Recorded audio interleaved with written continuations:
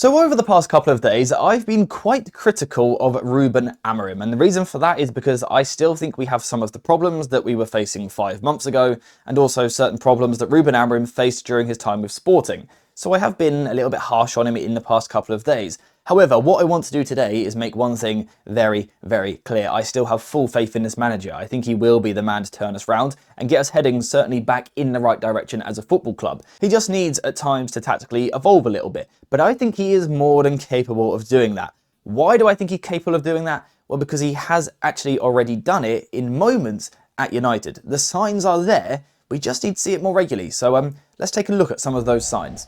So the first thing I want to talk about is the first phase in these areas here, because that has been a topic over the past few days. Manchester United not really playing well in those areas. I've been quite critical. However, we have seen Ruben Amorim back in early January using a slightly different approach, because what we saw in January was a Manchester United back three like this. We saw wing backs coming deeper, of course, as we always expect, but rather than this middle centre back going into midfield, what we saw a couple of times was this centre back here actually moving towards the right hand side, and what we then saw was the right sided centre back moving to more of a right back position, and one of the wing backs would come deeper.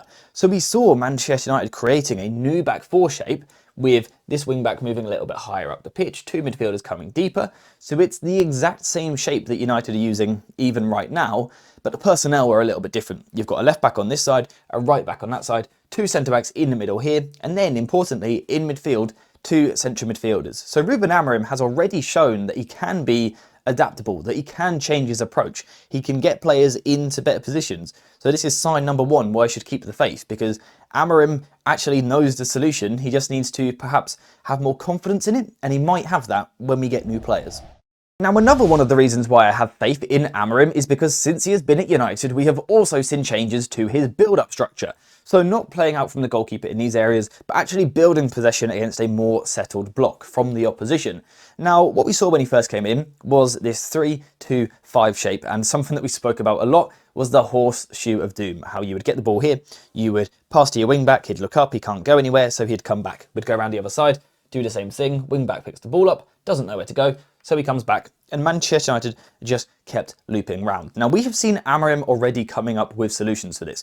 One of those solutions has been to widen the centre-backs, because when you widen the centre-backs, it pushes the wing-backs a little bit further forward, which asks different questions of the opposition. We are now in a different build-up structure. The other thing we have also seen is a change to a solo pivot in midfield. There have been games where we only play with one player in this position here, and the other player, rather than playing next to him, is actually going higher into these zones. And Manchester United are creating a bit more of a diamond, or certainly like a 1 and then a 3 shape in this position here. So once again, this is Amorim being adaptable. He hasn't done it all the time. Perhaps he doesn't trust the players to do it. But maybe if you sign new players, this is the shape that he will use. One that can be more rotational, because players can start high, they can drop deep and rotate in. See it on the other side as well, players dropping in to pick up the ball.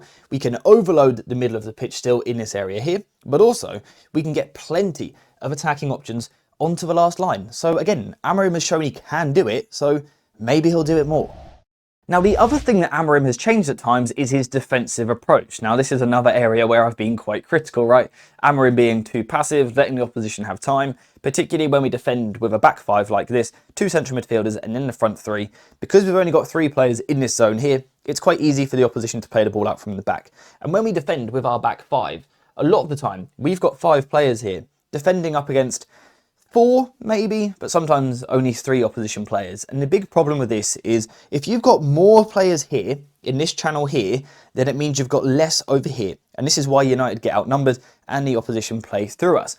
But you guessed it, there have been glimpses of United changing away from this, because what we've done in certain games is moved one of the inside forwards up higher. So the striker comes across, one of the inside forwards, rather than playing wide, comes into this position here. One of the wing backs comes forward like this, and now we start to get this shape here, which as we move everyone becomes more of a 4-4-2 shape. Now, the big benefit of this is if we are playing in the 4-4-2, first of all, I think the shape's a bit more compact and a bit more balanced because we've got players in these wide zones here, so it's easier to apply pressure to the ball.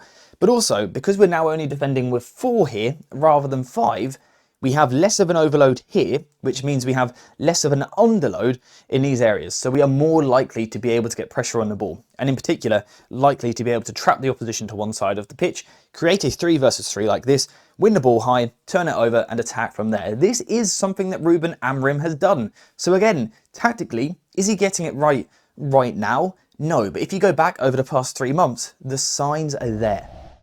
Now, perhaps the biggest reason of all why we should have patience with Ruben Amorim is because of the players, the squad at his disposal. He has only been here for one transfer window. He has signed one player. The rest of this team, it's not his. And also the players that he has had, the players he has inherited from previous managers, have been injured. Someone like Ahmad, one of United's best players since Amorim came in, then gets a big injury, misses a large chunk. Lisandro Martinez, our most technically gifted defender, missing a large chunk. Kobbie Mainoo, one of our better press-resistant midfielders, missing a large chunk with injury. Even Lenny Yoro has had injury problems.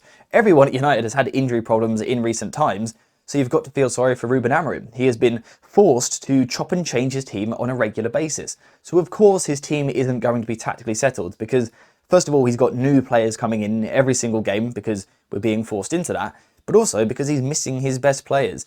A team which has Lisandro Martinez in it, that has Kobbie Mainoo, that has Ahmad, that has Mason Mount, is suddenly a much more technical side than what we have seen in recent weeks. So this is one of the reasons why I feel sorry for him in terms of the current squad. The other reason is because of the profiles that are simply lacking. Like I said, this is not a Ruben Amorim team. If you go through the 3-4-3 formation and you look at the players that we need, the profiles that we need, we lack so many of them. Do we have a central midfielder that can get on the ball and completely dominate and dictate a game with their passing range? We don't. The closest thing we've got is Bruno Fernandes. Do we really want him there? I'm not sure. Let me know what you think in the comments. But again, that's Amorim having to adapt. Again, he's having to make changes to try and make it work because naturally we don't have that profile in the squad. The other thing that we don't really have is a natural attacking wing-back. We have Ahmad on the right-hand side, who is good there, but is that his long-term position? Again, let me know what you think in the comments down below. But apart from that, the only players that we can play in these roles are fullbacks. I don't think we want that there, because when you get high into the final third, you finally pin the opposition back. You get into these positions, the two players holding the width, providing the threat, being put into 1 versus 1 situations, are fullbacks. Ruben Amorim doesn't want that, so this is another one of the reasons why in terms of profile you have to feel sorry for him. The other thing you have to look at is the profile of the front three, particularly the two 10s here. We know that Amorim likes strong, athletic ball carriers, players that can play in tight spaces but also cover large distances. Tell me one United player which can do that. Just one. Thought of one yet? Because I haven't. We're lacking that. So Ruben Amorim is lacking so many of the profiles, so many of the players, the types of players that he wants in his team. Combine that all with two strikers that are horribly out of confidence, not scoring a lot of goals, Manchester United making a lot of individual errors, and that is one of the reasons why I have full faith in Ruben Amorim still, because eventually, hopefully, we'll get recruitment right. He will have a better squad, or certainly a squad more suited to the style that he wants to need. And I'm not talking about specific 3-4-3 players. I don't want us to do that, but tactically versatile players, physical players, technical players. If United are able to do that, then Amorim will have a much better squad to work with. And as we saw in the first half of the video, he has been willing to adapt to change in moments. So yeah, don't worry about Ruben Amorim yet. Is he getting it a little bit wrong at the moment? Yes. Does he need to do better? Yes. And that is important to say. We are allowed to love Amorim, but also critique him at the same time. He does deserve some criticism, and that is why I have dished it out. But I am also more than happy to admit that he's a very good manager that I still have full faith in to turn this project around at Manchester United. But apart from that, I think, just looking across the pitch, I think that is everything that I wanted to say for today's video. Just a quick reminder that I've not turned on Ruben Amorim. I am not suddenly Amorim out. I'm just pointing out a couple of mistakes. But I will also always point out when he does something good. And that's what I've done today. So yeah, that's all. Thank you very much for watching. I hope you have enjoyed this video. And as always, I'll see you in the next one.